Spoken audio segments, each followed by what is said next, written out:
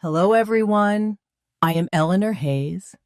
You know, on that fateful day, my heart pounded beneath my navy dress, my hands steady, concealing months of secrets I faced.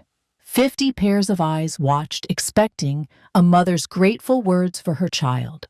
But I wove a different story, one that stilled the air-froze smiles. Only heaven and earth know how much truth and deception laced my words. Stay to uncover the powerful journey that changed everything. The banquet hall glows under strings of golden lights, their soft flicker dancing across white tablecloths. I sit at the head table, my navy dress, brushing the crisp linen, my hands folded calmly in my lap. 50 pairs of eyes drift toward me. Eleanor Hayes, the mother of the groom, the widow who was supposed to smile and fade quietly into the background. They do not know I have been planning this night for months, that beneath my steady gaze, my heart thunders like a storm breaking over the Blue Ridge Mountains. Lila, my son, Ethan's fiancée, stands her champagne flute, catching the light like a polished blade.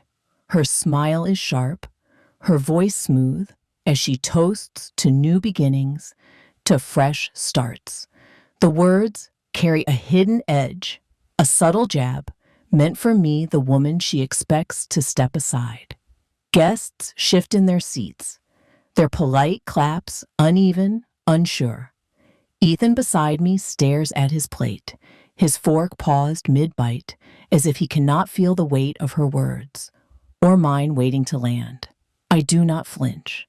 I have learned to hold still, to let cruelty bloom in front of me, like a weed I will uproot later. For months I have carried their betrayal in my chest, a forged loan in my name, a plan to strip me of my home, my dignity. Every whisper, every smirk, every lie they thought I did not hear, it is all here coiled inside me, ready to unfurl. I nod to the MC, a single deliberate tilt of my head, and the room dims. The projector hums to life. This is not just an engagement dinner. It is the moment I stop being invisible. The screen flickers, and I feel the air shift the way it does before lightning cracks the sky. They expect a mother's sentimental slideshow. Ethan's baby pictures, perhaps, or a teary toast to love. They do not know I have woven their own words into this story, their callous plans laid bare for everyone to see. My smile is small, careful, the kind that waits for the wind to change. Tonight, I am not just Ethan's mother. I am Eleanor, the woman who refuses to be erased. And this room is about to learn what happens when you underestimate someone who has been silent for too long. The mountain air in Asheville carries a crisp edge in the spring of 2025, slipping through the open windows of my cottage. It has been 2 years since Henry left me, his hand still warm in mine, as the hospital machines fell silent. I was 60, then a retired librarian with a lifetime of stories tucked into my heart, but none prepared me for the quiet that followed. My home, a cozy nook nestled among dogwoods, became my sanctuary. Its creaky floors and chipped teacups held echoes of our life together. Henry's laughter over morning coffee, our late-night debates about Austen versus Dickens. I would wake early, padding to the kitchen in slippers, the kettle's whistle my only company. I would sit by the window, watching sunlight spill over the Blue Ridge peaks, my hands wrapped around a mug. The world felt smaller, softer, like the pages of a well-loved book. I tended the garden Henry planted, coaxing roses to bloom despite my clumsy hands. Neighbors like Mrs. Callahan, with her endless casseroles, checked in their kindness, a gentle tether to the outside. But alone, I was enough. Eleanor, not just a widow, but a woman who had built a life on love and resilience. The cottage was my haven, every corner a memory. The bookshelf, Henry built slightly crooked, held my favorite novels. The quilt on the couch, stitched during our first winter here, warmed me through long evenings. I would read until midnight, losing myself in worlds where loss did not linger. Sometimes I would trace the framed photo on the mantel, Henry and me grinning at a county fair, his arm around my shoulders. Grief was not a storm anymore. It was a quiet ache, like a bruise I could live with. I thought I had settled into this new chapter, content with small joys. A cardinal at the feeder, a letter from an old friend. I did not expect the past to walk back in, did not know my son Ethan would return, stirring the stillness I had grown to cherish. I could not foresee how his arrival would unravel the life I had pieced together, how the home I loved would become a battleground. But in those early mornings, with the mountains watching over me, I felt steady, rooted. I was Eleanor Hayes, and this cottage, these memories were mine. I did not know then that I would have to fight to keep them. In the summer of 2024, the front door of my Asheville cottage swung open, and Ethan stepped back into my life. At 34, he was taller than Henry ever was, but his eyes, those same hazel flecks, carried his father's warmth. He had lost his job managing a craft brewery's deliveries laid off when the company downsized. "It is just temporary, Mom," he said, his voice tinged with embarrassment as he set a duffel bag on the floor. I did not hesitate. I pulled him into a hug, his flannel shirt smelling of pine and city dust, and told him the guest room was his. Those first weeks felt like a gift. We would sit at the kitchen table, sunlight streaming through the window, sharing coffee and stories. Ethan would bring cinnamon rolls from a bakery downtown, their glaze sticking to our fingers, as he talked about quirky customers, or the time he spilled an entire keg. I would laugh my heart lighter than it had been since Henry's passing. We would watch old detective shows in the evenings, the kind Henry loved arguing over who the culprit was. Ethan fixed the squeaky porch step, his hand steady, like his father's, and helped me carry groceries up the hill. It was as if the cottage had woken up its quiet corners, filled with his presence. I would catch myself watching him, marveling at how he carried Henry's mannerisms, the way he tilted his head when thinking or hummed off key while washing dishes. "You are not alone, Mom," he said one morning, his hand resting on mine. "I have got you always." His words wrapped around me like a promise, and I believed him, maybe because I needed to. After so many months of solitude, having Ethan back felt like reclaiming a piece of the life I had lost. But even then, small shadows flickered. He would check his phone too often, his brow furrowing at messages I never saw. Sometimes, he would leave abruptly, muttering about meeting a friend. I brushed it off, telling myself he was just restless, jobless, figuring out his next step. My cottage was our safe haven, I thought, a place to rebuild together. I did not know then that someone else was already pulling at his strings, that the warmth we shared was about to cool.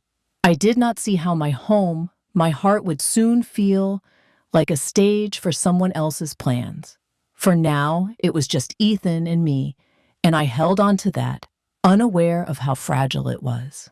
Fall painted Asheville's mountains in fiery hues when Ethan brought Lila Monroe to our cottage for the first time. It was late 2024, and I had just pulled a tray of apple muffins from the oven, their cinnamon scent filling the kitchen. Lila, 27, stepped inside, her sleek ponytail and tailored coat, a stark contrast to the cozy clutter of my home. She worked as a social media manager for a real estate firm, her family's wealth tied to mountain rentals and boutique hotels. Ethan beamed his arm around her, but her smile felt like a practice pose, barely reaching her eyes. She perched on the edge of my couch, as if the faded floral cushions might wrinkle her dress. "This place is so charming," she said, her gaze sliding over the bookshelf Henry built the mismatched mugs on the counter. Her tone carried a polite edge, like she was cataloging every imperfection. I offered her a muffin, but she declined, citing a cleanse. Ethan laughed it off, saying she was not used to lived-in homes, and I nodded, ignoring the pinch in my chest. We sat for an hour, Her questions about my librarian days clipped her attention, drifting to her phone. When they left, Ethan hugged me, but Lila's wave was a flicker, already halfway out the door. After that, Lila's visits grew frequent, each one leaving a subtle mark. She would comment on the clutter of my photo frames, suggest I replace the heavy curtains with something modern. Ethan started echoing her, his voice casual but pointed. Maybe I should clear out the attic or paint the walls a brighter shade. I would catch them whispering in the hallway, their voices low, her laughter sharp. My mornings with Ethan, once filled with coffee and warmth, grew rushed. He would leave early to meet Lila, our cinnamon roll ritual, replaced by texts he did not share. I told myself it was just love, that Lila's influence was natural, but her presence felt like a cold draft slipping through a cracked window. I would stand in my kitchen, smoothing a napkin Henry once doodled on, wondering when my home started feeling like a stage for her vision. I did not yet know the plans she and Ethan were weaving, the papers hidden under my roof. For now, it was just a feeling, a quiet unease, like the first note of a song I did not want to hear. I was still Eleanor, but my cottage, my son were slipping into someone else's story. By early 2025, the warmth of my Asheville cottage felt like a memory fading at the edges. Ethan still lived with me, his duffel bag, now a permanent fixture in the guest room, but our mornings together had dissolved. The kitchen table, once alive, with coffee and laughter, stood empty most days. He would rush out before dawn, muttering about errands, or meeting Lila, leaving me with a half-full pot in a quiet I had not known since Henry's death. I would sit by the window, watching the Blue Ridge Mountains glow under winter's light, trying to ignore the hollowness creeping into my chest. Lila's words had taken root in Ethan, sprouting in ways I could not unsee. He would walk through the cottage, his gaze lingering on the scuffed dining table, or the quilt Henry loved, his voice carrying a new edge. Lila thinks we should declutter, he would say, not meeting my eyes as if my home was a project to be fixed. My slippers, once a comfort, were suddenly too loud on the hardwood. My cooking, once praised, was now too heavy for their tastes. I would catch myself dressing differently when Lila visited, swapping my cardigans for something less frumpy, as she had called my wardrobe once, her smile sharp as a paper cut. I tried to reach him. One evening, I set out his favorite pecan pie, hoping to coax back the Ethan, who would hum off-key while washing dishes. But he barely touched it, distracted by his phone, Lila's name lighting up the screen. When I asked about his brewery dreams, he shrugged, saying, Lila thought it was risky. Her opinions had become his gospel, and I was becoming a stranger in my own home. I would lie awake at night, the cottage creaking around me, wondering when my son stopped seeing me. The worst was the silence. Ethan no longer asked about my day, my books, my memories of Henry. He would pass me in the hallway, his steps hurried as if I were a shadow he could avoid. I would smooth the quilt on the couch, tracing Henry's initials stitched into the corner, and feel a pang, not just for Ethan, but for the life I thought we would rebuild together. I did not yet know the betrayal waiting in a hidden folder, but I felt its weight like a storm gathering beyond the mountains. I was still Eleanor, but my home, my heart were slipping through my fingers, and I did not know how to hold on. It was a gray February morning in 2025 when my world cracked open. I had gone into Ethan's room to gather laundry, a habit from years of mothering the basket heavy against my hip. The Asheville cottage was quiet. Ethan out for a barista shift, the air thick with winter's chill. I bent to sweep dust from under his bed, my fingers brushing a hard edge, a worn blue folder tucked against the wall. Curious, I pulled it out, expecting old bills or brewery notes. Instead, my name stared back at me in bold type, Eleanor Hayes, applicant, $40,000 home equity loan. My breath caught. I sank onto the bed, the folder trembling in my hands. The pages detailed a loan, approved 3 months earlier, my signature scrawled at the bottom, except I had never signed it. Attached were copies of my driver's license tax forms and a photo of my cottage, annotated with cold phrases, appraised at $320,000. Minimal updates needed. Then a note in Lila's sharp handwriting. Ethan, my parents, agree. Post-wedding, she is out. Assisted living, nothing fancy. Sell the furniture to cover costs. It is cleaner this way. A heart dotted the page, pink and mocking. My chest tightened, as if the mountains outside had pressed their weight against me. Ethan, my son, who had promised to care for me, had forged my name. Lila, with her polished smiles, had planned to erase me from my own home. I flipped back to the loan, my mind racing. The cottage, Henry's and mine, where we had danced in the kitchen, where I had grieved and healed, was collateral for their future. I felt hollow, like a book gutted of its pages. I sat there, the folder open, until the light shifted through the blinds. Every creak of the cottage felt like a betrayal. Every memory of Ethan's laughter, now a lie. I thought of his hazel eyes, so like Henry's, and wondered when they had turned cold. I wanted to scream, to tear the papers apart, but instead, I closed the folder and stood. This was not just theft. It was a calculated unraveling of my life. I would not let them write my ending. Tucking the folder under my arm, I walked to the kitchen, my steps steady despite the storm inside. I was not just Eleanor, the widow, the mother. I was a woman who had survived loss before, and I would survive this. The mountains outside stood silent, watching as I began to plan. The blue folder sat on my kitchen table, its edges worn but its contents sharp enough to cut. Outside, Asheville's mountains loomed under a February 2025 sky, their quiet strength mocking the chaos in my heart. I stared at the forged loan, my name inked in a stranger's hand, and felt the ground shift beneath me. Ethan, my son, who had brought cinnamon rolls and promises, had betrayed me. Lila's note, her cold plan to shunt me into assisted living, burned in my mind, each word a fresh wound. I was 62, a widow who had buried Henry, but this hurt carved deeper, like losing a piece of myself I thought was safe. I paced the cottage, the floorboards creaking under my slippers, each step a question. Had I missed the signs? Was it my fault for opening my home? My heart? Memories flooded in. Ethan's tiny hand in mine at a county fair. His teenage grin when Henry taught him to fish. When had he become someone who would forge my name, who would let Lila plan my exile?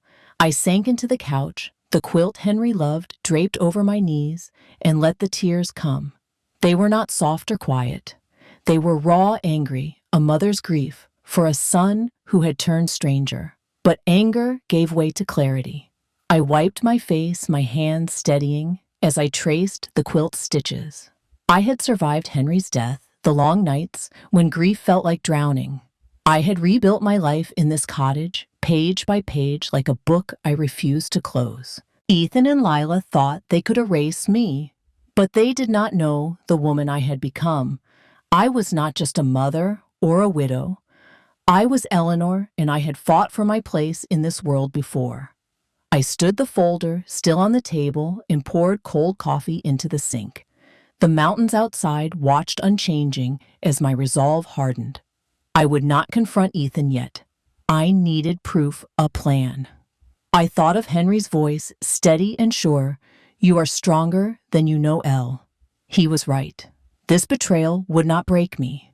It would sharpen me. I smoothed the quilt, my fingers lingering on Henry's initials, and felt a spark of defiance. They had underestimated me, thinking I would shuffle quietly into their future. But I was done being silent. The cottage, my sanctuary, deserved a fight, and so did I. Tomorrow, I would start building my defense step by careful step. The morning after I found the folder, Asheville's mountains stood cloaked in February 2025, missed their quiet, urging me to act. I sat at my kitchen table, the blue folder open, its forged loan papers glaring up at me. My hands did not shake as I dialed a number from Henry's old address book tucked in the pantry beside faded recipes.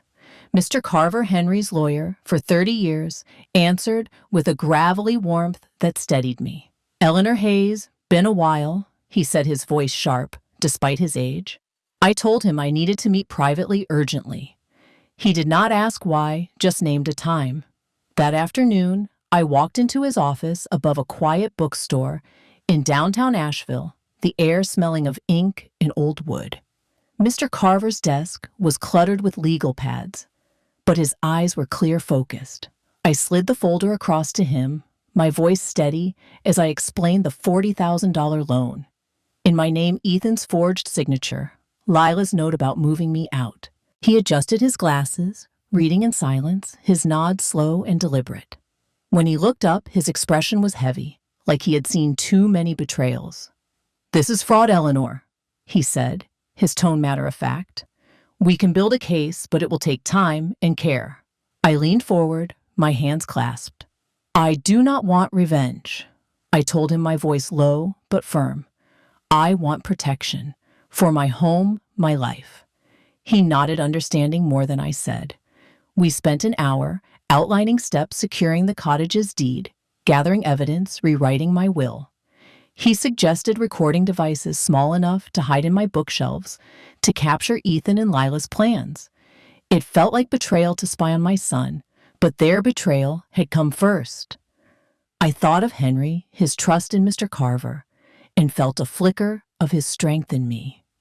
As I left, the mountains loomed through the window, steady as ever. I was not just fighting for my cottage. I was fighting for the woman I had become, the one who had survived loss and rebuilt alone. Mr. Carver's parting words stayed with me. "You are doing the right thing, Eleanor." I walked home, the folder tucked under my arm, my steps lighter despite the weight. The storm in my chest was still there, but now it had direction.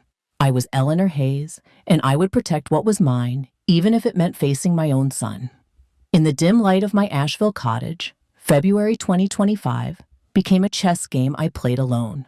After meeting Mr. Carver, I ordered tiny audio recorders online, disguised as a pen and a wall hook, small enough to blend into the clutter of my home. When they arrived, I hid them carefully, one in the spine of a Warren Austen novel on the living room shelf, another tucked behind a kitchen clock. Each night, I labeled the files by date, my hands steady, but my heart heavy, knowing I was spying on my own son.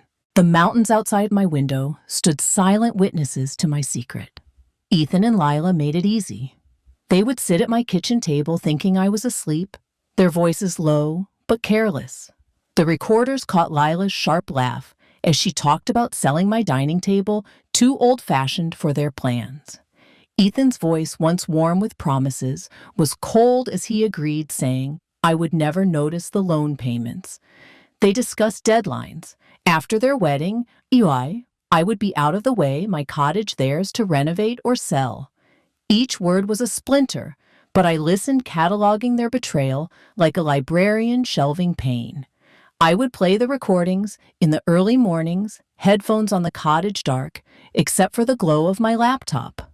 Their voices filled my ears, Ethan's casual dismissal of my life, cutting deeper than Lila's calculated cruelty. I saved screenshots of their texts, pulled from Ethan's phone, when he left it on the counter, messages about bank approvals and assisted living brochures. One night, I found an email from Lila's father confirming they would fund the wedding if the cottage was cleared by summer. My stomach twisted, but I kept going, building a fortress of evidence with Mr. Carver's guidance. Every click of the recorder felt like a betrayal of the mother I had been, the one who had bandaged Ethan's knees and cheered at his school plays. But that mother was gone, replaced by a woman who refused to be erased. The mountains outside, dusted with frost, reminded me of my own strength, quiet, enduring. I was not just gathering proof, I was reclaiming my voice. By the time I had hours of audio, my resolve was iron. Ethan and Lila thought they had written my ending, but I was rewriting the story, one recording at a time, ready to face them on my terms. By March 2025, my Asheville cottage felt like a stage, and I was playing a role I had never rehearsed. Ethan and Lila thought me clueless, a fading widow shuffling through her days, and I let them believe it. I moved slower, letting my slippers drag on the hardwood, my cardigans loose and unthreatening. When Lila visited her eyes, scanning my cluttered shelves, I would smile and nod, asking her about wedding plans, with a warmth I did not feel. Ethan barely looked at me, his attention glued to her, but I kept my voice soft, my questions harmless. Each act was deliberate, a mask to hide the storm building inside me. I would sit at the kitchen table smoothing a napkin as Lila suggested downsizing my cottage. "It is just practical, Eleanor," she would say, her tone dripping with false concern. I would agree, murmuring about looking at smaller places, while my hidden recorders caught her smug satisfaction. Ethan would chime in, suggesting I clear out Henry's old books, his voice distant, like he had already erased me. I would nod, my heart aching, but my resolve unshaken. Every night I reviewed the recordings, their words, plans to sell my furniture, timelines for my exit, fueling my determination. I started mentioning assisted living brochures, leaving them on the counter for Ethan to see, watching his eyes flicker with relief. "Maybe it is time, Mom," he would say, and I would hum thoughtfully, as if considering it. Inside, I burned thinking of the forged loan, the pink heart on Lila's note. But I played my part perfectly, asking Lila's advice on simplifying my life, her answers clipped and triumphant. The mountains outside my window, steady under spring's first green, reminded me to stay grounded, to wait. Mr. Carver checked in weekly, his voice a lifeline. "You are doing well, Eleanor," he would say, reviewing my audio files. "Keep them comfortable." I did, even as my chest tightened with each lie I fed them. I was no longer just Ethan's mother, baking pies and sharing memories. I was a woman carving out her survival step by calculated step. The cottage with its creaky floors and Henry's quilt was my battleground, and I would not lose it. As I folded laundry or watered the roses, I felt Henry's strength in me, whispering to hold fast. I was Eleanor Hayes, and I was ready to turn their game against them, my silence sharper than they had ever known. March 2025 draped my Asheville cottage in a quiet that felt heavier than ever. By day, I played my part, smiling at Lila, nodding at Ethan's suggestions to simplify my life. But at night, the weight of their betrayal pressed against me. I would lie awake, the ceiling fan, spinning shadows across the room, my mind replaying the forged loan, Lila's cold note, Ethan's voice planning my exile. The mountains outside, bathed in moonlight, stood as silent witnesses to my unraveling. I was 62, a widow who had buried Henry. But this pain, my son's hand in my undoing, cut deeper than grief ever had. I would sit in the dark, Henry's quilt pulled tight around me, and question everything. Had I failed Ethan? Was my love too soft, my trust too blind? Memories haunted me. His toddler giggles as we read bedtime stories, his teenage hugs after Henry's fishing lessons. Where had that boy gone? The Ethan who lived in my cottage now was a stranger, his hazel eyes dodging mine, his loyalty sold to Lila's ambitions. I would clutch the quilt, tracing Henry's initials, and feel tears burn, not just for Ethan, but for the mother I thought I was. Some nights, I would listen to the recordings, their voices, Lila's smug plans, Ethan's casual agreement, slicing through me.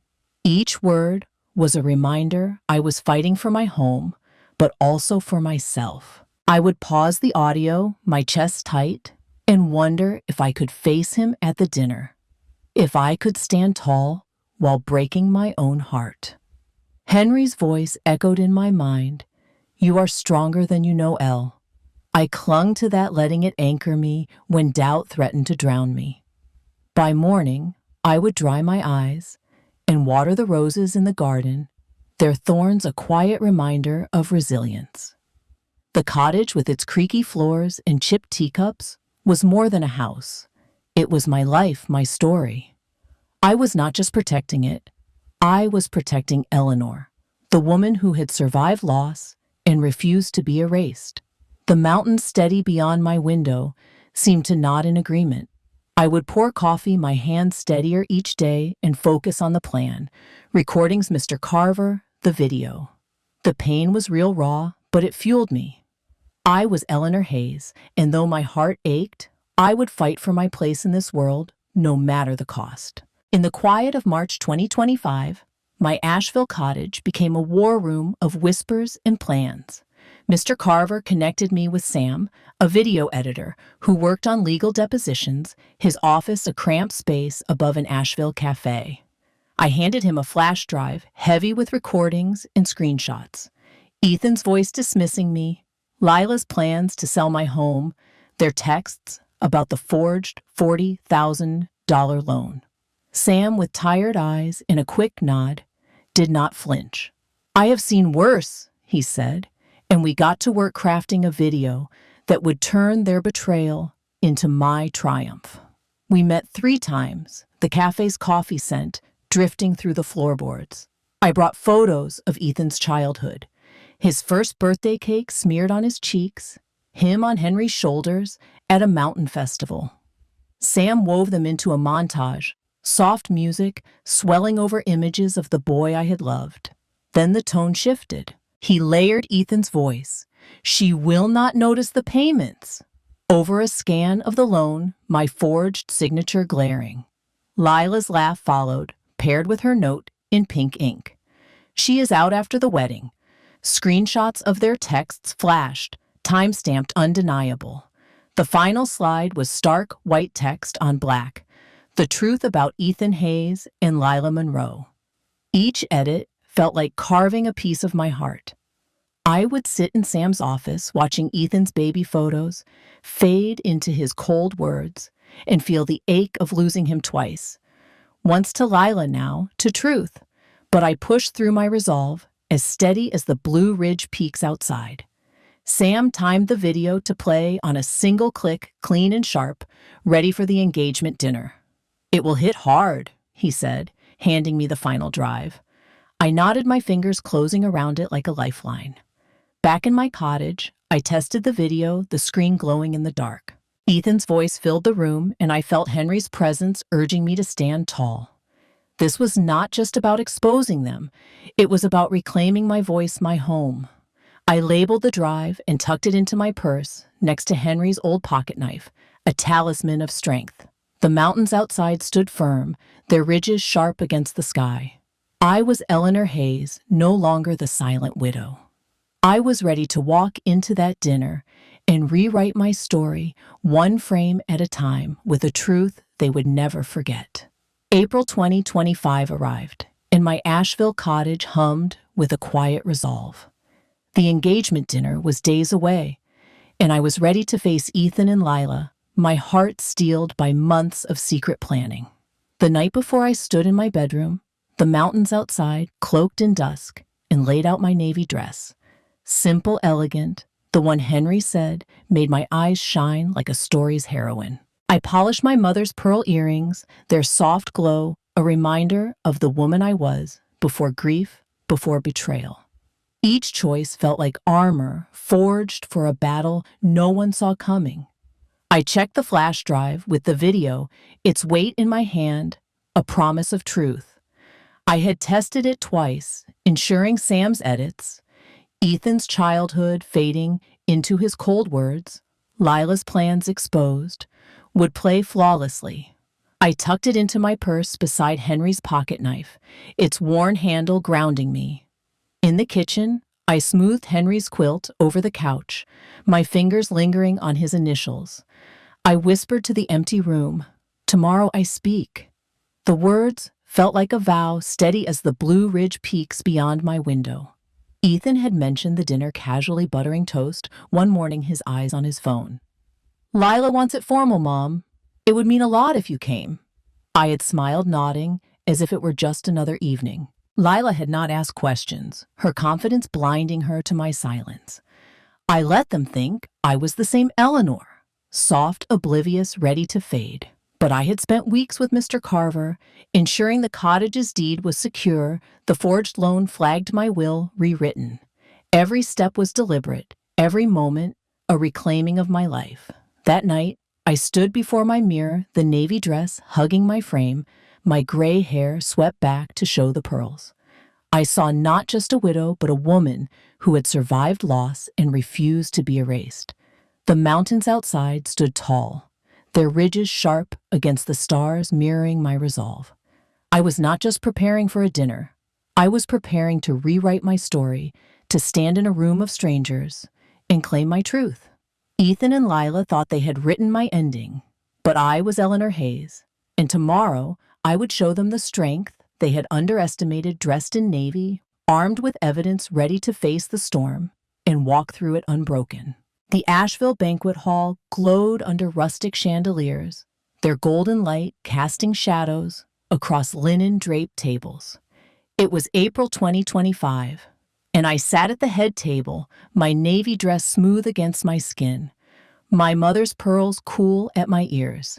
50 guests filled the room, their laughter and clinking glasses, a soft hum beneath my pounding heart. Ethan sat to my left, fidgeting with his napkin, while Lila, radiant in a cream dress, stood to my right, her champagne flute raised. I kept my hands folded, my smile steady, but inside, I was a coiled spring, ready for the moment I had planned for months. Lila's voice cut through the chatter, bright and polished, as she thanked everyone for celebrating their engagement. Her words flowed like a rehearsed script, but when she turned to me, her smile sharpened. "A special thanks to Eleanor," she said, her tone dipping just enough to sting, "for showing such grace and stepping aside for our new life." The room still guests, glancing my way, their faces a mix of unease and curiosity. Her words were a veiled jab, painting me as a relic ready to retire, and I felt their weight like a stone in my chest. Ethan stared at his plate, his fork frozen as if he had not heard. I did not flinch. I had learned to hold still, to let their cruelty bloom before I struck back. My nod was slow, deliberate, my smile a mask I had perfected. Lila raised her glass higher, toasting to fresh starts, and the room responded with hesitant applause, uneven and thin. I felt the mountains beyond the hall, steady and unyielding, urging me to wait. The flash drive in my purse, tucked beside Henry's pocket knife, held the truth. Ethan's forged loan, Lila's callous plans. I was ready to turn their stage into mine. As Lila sat, her eyes flickered with triumph, I turned slightly, catching the MC's gaze across the room.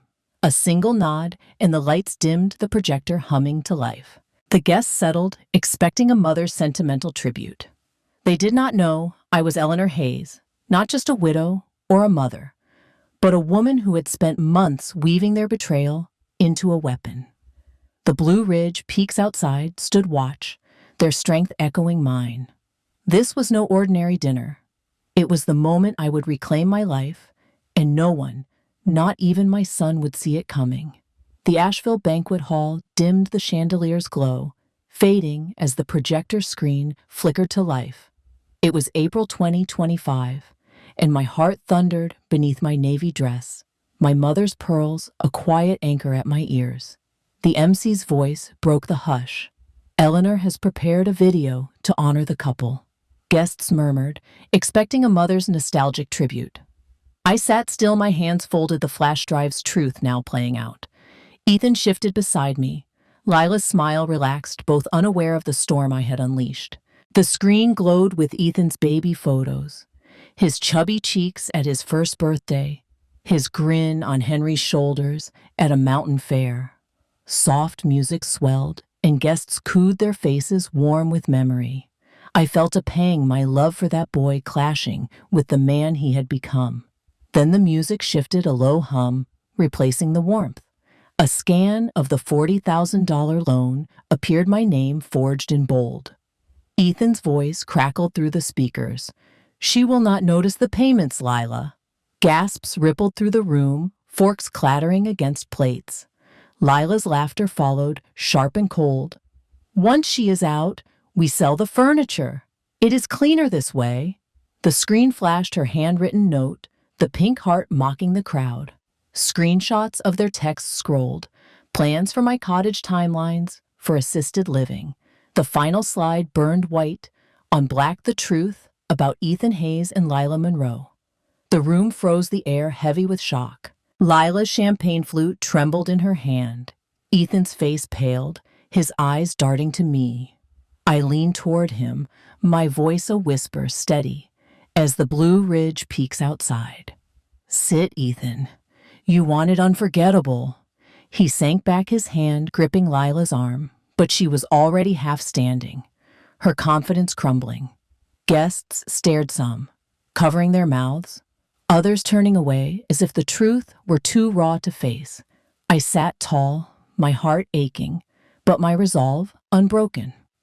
This was not just about exposing them. It was about reclaiming my life, my home.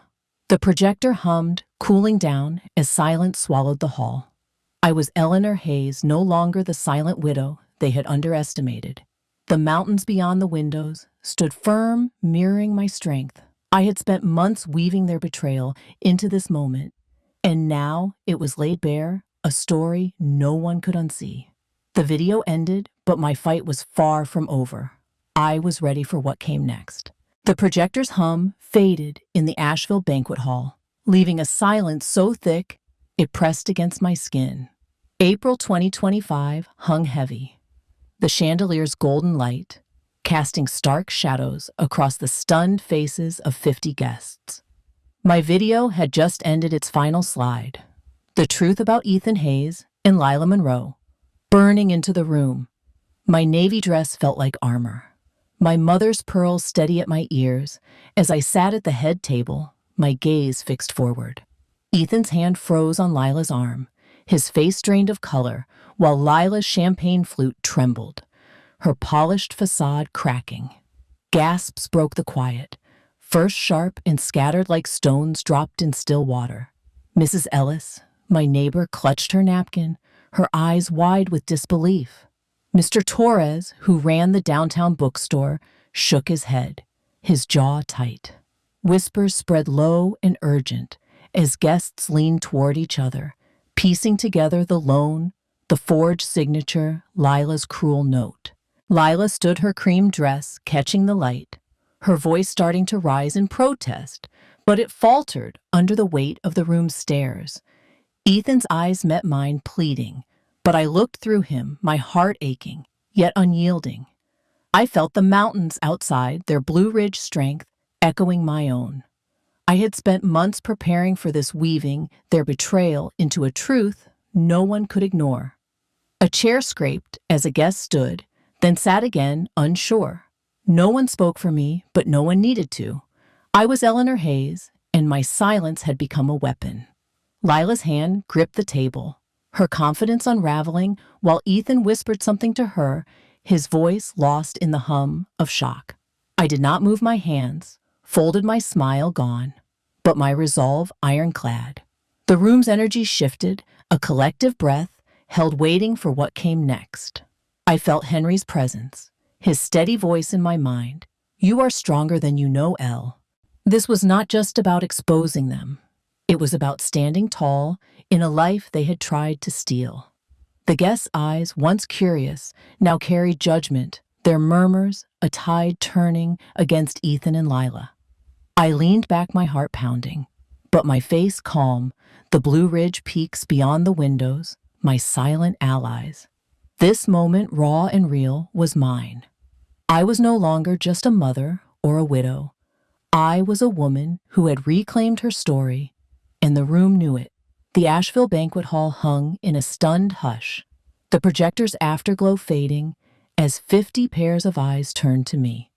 It was April 2025, and I rose from the head table, my navy dress steady, my mother's pearls gleaming under the chandeliers. Ethan's face was ashen, Lila's hand frozen on her glass, their betrayal laid bare by my video. I felt the Blue Ridge Mountains beyond the windows, their quiet strength fueling mine. This was my moment, not as a mother or widow, but as Eleanor Hayes, a woman refusing to be erased. I faced the room, my voice clear, unshaken. For 35 years, I gave everything to those I loved, my heart, my home, my trust. Each word landed like a stone, the guests silent, their forks abandoned. Tonight, I stand for myself. Ethan's eyes begged, but I looked past him through the stranger he had become. I nodded to Mr. Carver, who stepped forward from the corner, his leather folder in hand. His presence was a quiet anchor, his voice steady as he spoke. He detailed the fraud: Ethan's forged $40,000 loan, Lila's plan to sell my cottage, the audio proof of their scheme. Gasps rippled sharp and raw. I took a breath, the mountains outside my silent allies. Last month, I rewrote my will, I said, my gaze locking on Ethan. Every dollar, every inch of my home goes to the Asheville Children's Shelter. A chair scraped a guest's hand, flew to her mouth. Ethan stood, his voice breaking, as he pleaded for a private talk, but I raised my hand, stopping him. No more whispers, Ethan. I said, my tone low but firm. You are not my son. You are a stranger living in my home illegally. The room felt heavier, the air thick with truth. Lila's face crumpled, her confidence gone, while Ethan sank back, his hands trembling. I stood tall, my heart aching, but my resolve unbreakable. I was Eleanor, who had loved fiercely, grieved deeply, and now fought for her worth. Mr. Carver closed his folder, his nod a signal that every legal step was secure. The guests parted as I stepped forward, my steps deliberate, the mountains watching. This was not revenge, it was freedom.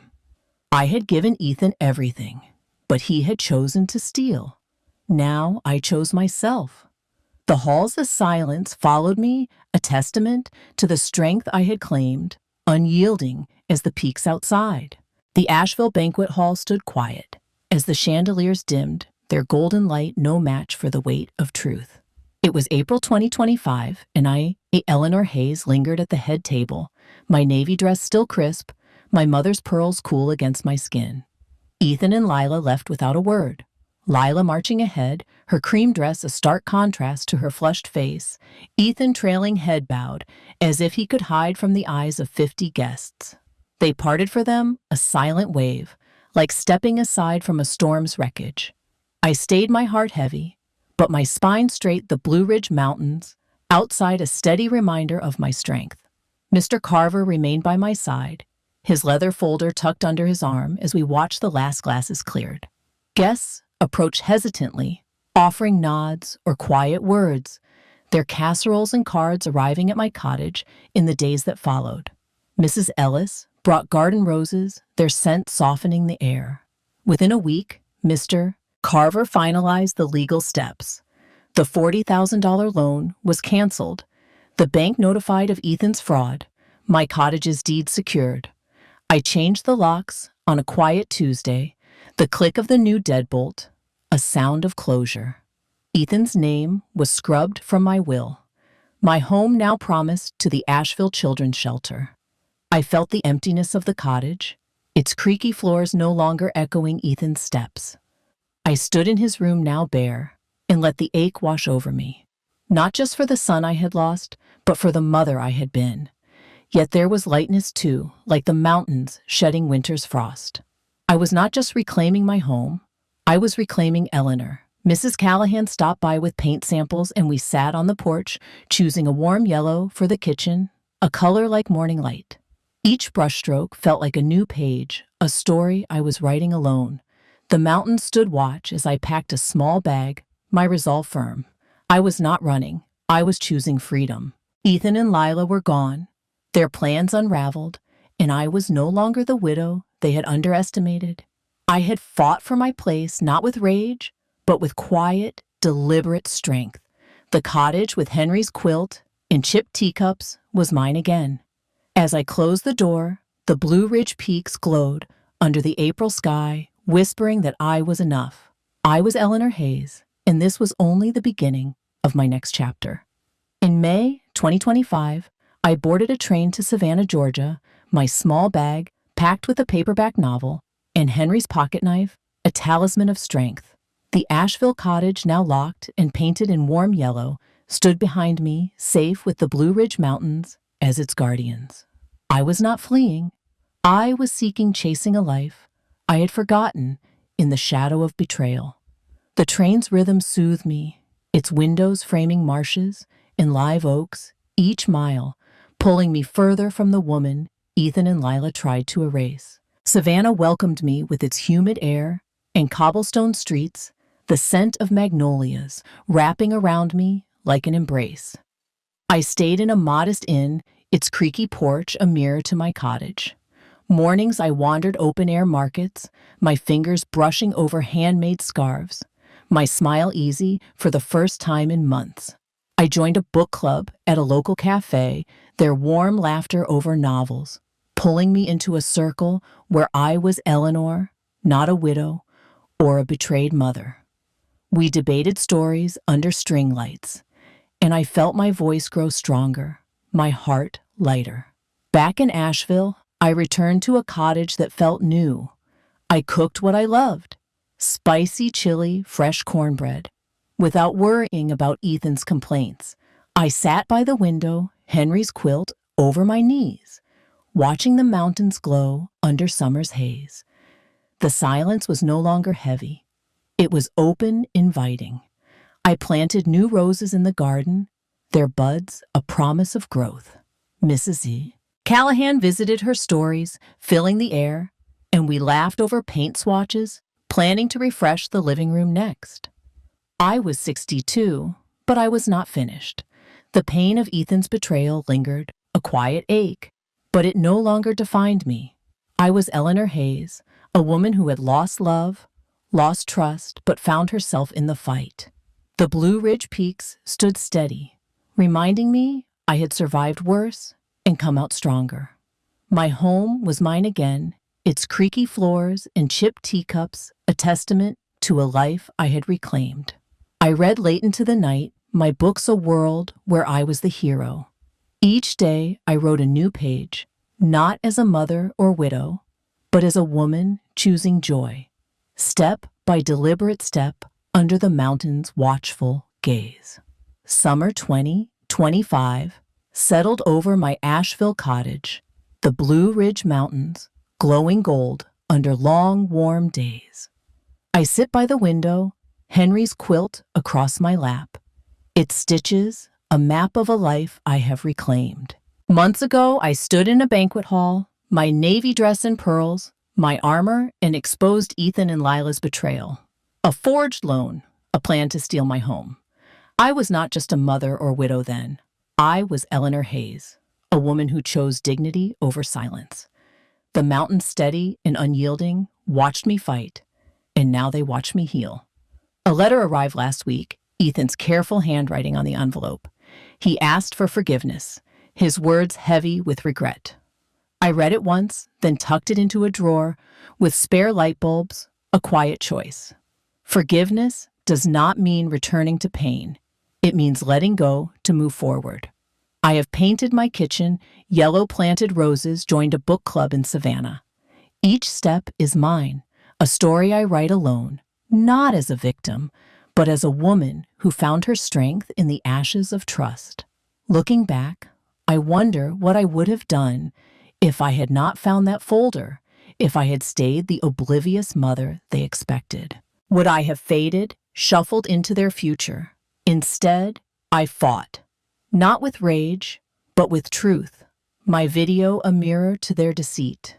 The Asheville Children's Shelter will carry my legacy, not Ethan. My cottage, with its creaky floors and chipped teacups, is my sanctuary again, a testament to the woman I have always been. Now I turn to you.